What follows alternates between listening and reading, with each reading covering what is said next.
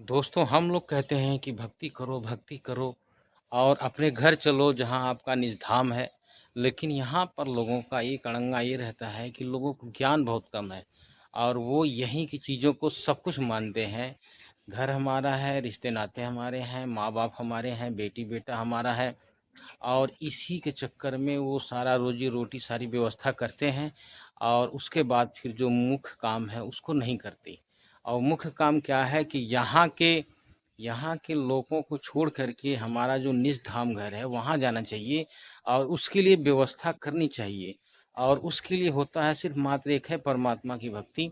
तो परमात्मा की जानकारी करनी चाहिए, परमात्मा कौन है, कहाँ पर है, कैसा है, किस रूप में है। तो इसके लिए हमें धर्म ग्रंथों का अध्ययन करना पड़ता है, उसकी जानकारी लेनी पड़ती है, स्वयं चिंतन मनन करना पड़ता है, समस्त ग्रंथों का अध्ययन करना पड़ता है। इसके लिए सभी संतों महात्माओं की वाणियों को पढ़ा जाता है, देखा जाता है और खुद समझने की कोशिश की जाती है। उसके बाद कहीं जा कर के हम सत्य चीज पर पहुंच पाते हैं।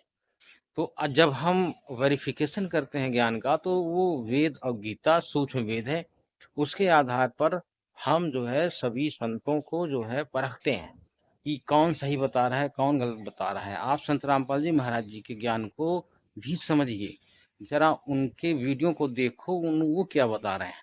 मैंने तो सबका वीडियो देखा है, मैंने अनिरुद्धाचार्य का देखा है, मैंने आचार्य प्रशांत का देखा है, मैंने जो है कहते हैं कि प्रेमानंद जी हैं और यानी ये सबका मैंने देखा है। और संत रामपाल जी महाराज का भी किताब मैंने ज्ञान गंगा पढ़ा, जीने की राह पढ़ा। उसके बाद फिर हम संतुष्ट हो गए कि जो प्रमाण सहित ज्ञान है सिर्फ संत रामपाल जी महाराज का है। और जब उनका मैं देखता हूँ तो उनका मौखिक रहता है, कोई एक्सप्लेनेशन स्वयं का उनका होता है, वो हमारे ग्रंथों से मूल ग्रंथ जो है उससे मेल नहीं खाता। अब जरा आप लगाओ दिमाग बुद्धि कि यदि हम अपना एक्सप्लेन करेंगे तो हमें कुछ और बात समझ में आएगी और दूसरा एक्सप्लेन करेगा, स्वयं निजी बात बताएगा तो कुछ और बताएगा। समझ रहे हो? जैसे तीसरा बताएगा कुछ और बताएगा। इसी तरह से उपनिषद होता है। उपनिषद जो होते हैं वो हम जैसे लोगों का, विद्वानों का ही मत है। वो भी ऐसे ही ग्रंथ पढ़े, गीता को पढ़ने की कोशिश की, वेदों को पढ़ने की कोशिश की और उसके बाद फिर उनमें से अपना कुछ दिमाग बुद्धि लगा करके लगा दिया, एक्सप्लेन करके रख दिया। तो ये उपनिषद भी पूरी तरह हमारे लिए मान्य नहीं होते और उनको पढ़ना जरूरी होता है। पढ़ करके अपना भी समझ विकसित करके गीता वेद से लिंक करके देखते हैं। लेकिन देखा क्या गया है कि सबसे गलती होती है। और जब मैंने संत रामपाल जी महाराज जी का ज्ञान सुना, जब उनके एक्सप्लेनेशन को देखा तो मुझे किताबें सब खरीदना पड़ा। सारी की सारी किताबें मैं लेकर आया भैया, सब पढ़ना पड़ा मुझे और सब लिंक करके देखा मैंने और पाया कि उनका अक्षर शब्द सहित सब कुछ एक एक चीज़ प्रमाणिक है। उन्होंने कहीं भी ऐसा कुछ नहीं कहा कि जिससे आपत्तिजनक कुछ हो।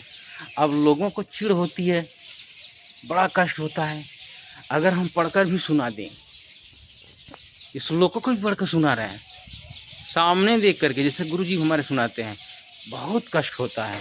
जानते हो कष्ट क्यों होता है? कष्ट इसलिए होता है कि ये जो सुन रखे हैं, जिनको कष्ट हो रहा है, वो अपने गुरुओं का सुनते हैं और उनके अलावा और कुछ देखना नहीं चाहते। तो कैसे पता चलेगा सही कौन है कौन गलत है? अब इनका भी दोष नहीं है, वो दोष किसका है? उन गुरुओं का है जो इनको ये पढ़ा चुके हैं और ये किताबें नहीं देखते, बस आँख मूंद करके मान लिया। अच्छा ठीक है, और आगे बढ़ते हैं। जो ये जितने गुरु हैं वो अपनी अपनी बात बता रहे हैं। अब वो अपनी अपनी बात बता रहे हैं तो फिर उनका भी दोष नहीं है, क्योंकि वो अपनी बात बता रहे हैं तो उनके दिमाग बुद्धि में चल रहा है। अच्छा ठीक है, तब दोष किसका है? ये उनका दिमाग जो यानी मन बुद्धि जो अहंकार है, ये किसका देन है? ब्रह्म का, यानी गीता ज्ञान देने वाले का। वो कहता है कि मन बुद्धि अहंकार ये मेरी जड़ प्रकृति है और 5 तत्व, इस तरह से कराया था। यानी उसने मन और बुद्धि अहंकार आपके अंदर डाल रखा है, उसके आधार पर आप फैसले तय करते हैं। यानी वो ये भी कहता है कि ये सदगुण रजगुण तमगुण मेरी तीन त्रिगुणी माया है, बड़ी दुस्तर है। अब ये भी कहता है कि ये तीनों गुण की वजह से सारा संसार जो है फंसा हुआ है। उसका मूल सार कहने का यही अर्थ है। यानी किसने फंसा रखा है? मूल ब्रह्म, काल भगवान, गीता का ज्ञान देने वाला, जो कृष्ण जी के शरीर में प्रवेश करके बोला। अब ये मुख्य रूप से एक खलनायक है। इसने सारे सिस्टम को यहाँ पर बना रखा है। यहाँ पर जीवात्माओं का जन्म मृत्यु होता है।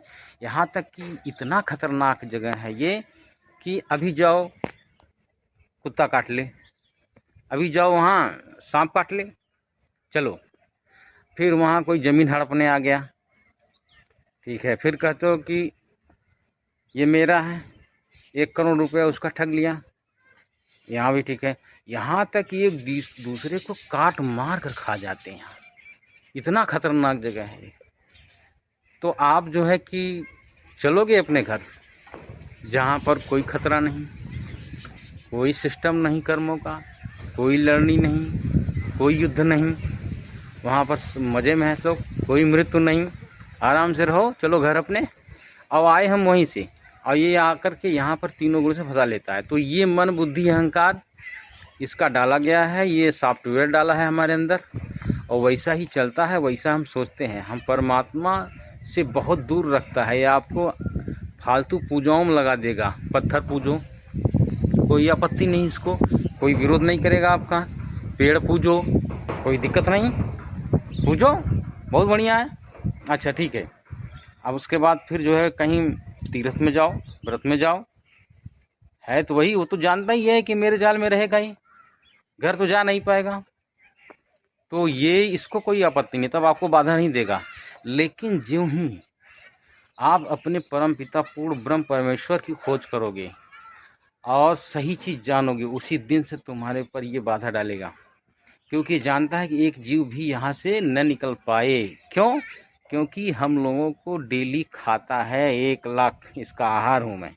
तो खाएगा क्या? ये साबित है।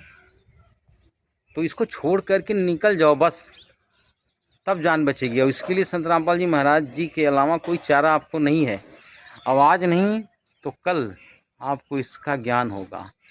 तब आप भले ये वीडियो पर आप लोग उल्टा सीधा कर कमेंट करो, चाहे जितना भी गलत बात बोलो, लेकिन ये फ़र्क पड़ेगा मुझे, कुछ नहीं होने वाला मेरे ऊपर। ऐसे ही मैं आपको ये कहता रहूँगा और इस चीज़ के लिए मैं प्रेरित करूँगा, क्योंकि आप भी मेरे भाई बहन हो। आप उसी परमात्मा के बच्चे हो जो हम हैं। हमें समझ में आ रहा है तो इसलिए हम बता रहे हैं। आपको भी समझ में आएगा तो आप भी ऐसे कहने लगोगे और फिर पछताओगे और रोगे, तुम्हें आंसू आएंगे।